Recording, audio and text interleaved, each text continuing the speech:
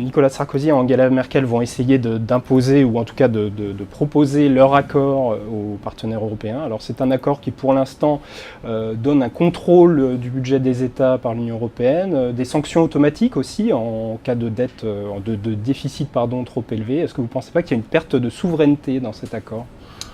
Écoutez, vraiment, j'ai été choqué moi j'étais en Russie et j'ai entendu les mots qui ont été utilisés. Sarkozy, c'est Daladier. Sarkozy, c'est Bismarck. Mais ces gens qui s'expriment comme ça, est-ce qu'ils sont encore de gauche? Est-ce qu'ils ont encore les valeurs universalistes qui font en sorte que l'Europe, c'est d'abord la paix? Vous savez, il y a un seul monument en France que l'on a dans toutes les communes. 36 833 petits monuments.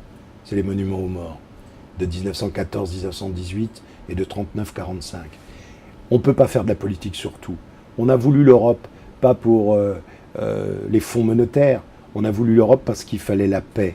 Et que dans un certain nombre de communes, moi j'étais hier soir à Reims pour une réunion de l'UMP. Et quand on a terminé la réunion, on a bu une coupe de champagne avec les militants.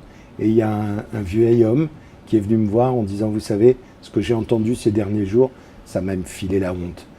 Je serais tenté de dire, heureusement qu'on a Merkel, heureusement qu'on a Sarkozy, et puis vaut mieux des sommets européens que des camps du drap d'or. Mais justement, pour rebondir là-dessus, on a une question de Jacques qui nous dit « On parle de plus en plus d'une montée de la germanophobie en France. Pour autant, pensez-vous qu'Angela Merkel joue vraiment la solidarité européenne ?» Oui, elle le joue. Vous savez, des fois, il faut faire un comparatif.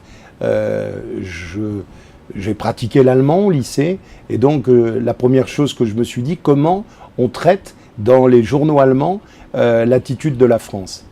Ils sont plus indulgents que nous. Et d'autre part, ils ont bien vu qu'un accord, c'est quoi? Je donne et je reçois. La chancelière Merkel a fait un certain nombre d'avancées, mais elle était à la tête d'un pays qui ne veut pas payer pour tout le monde. Et nous sommes aussi dans un pays où on veut bien jouer la solidarité, mais il faut aussi qu'on pense à nos agriculteurs, il faut aussi qu'on pense à nos usines. Et je crois véritablement, plutôt que l'incantation de M. Hollande, qui est d'ailleurs plutôt gêné dans ce qui se passe, eh bien, je préfère la détermination du président de la République, parce qu'on est sur une logique quand même où les Français voient bien qu'il y en a un qui est un bon président de la Corrèze, mais qu'il y en a un autre qui est quand même bon président de son pays, et que sur une situation internationale aussi tendue, il faut tenir bon, mais avec intelligence.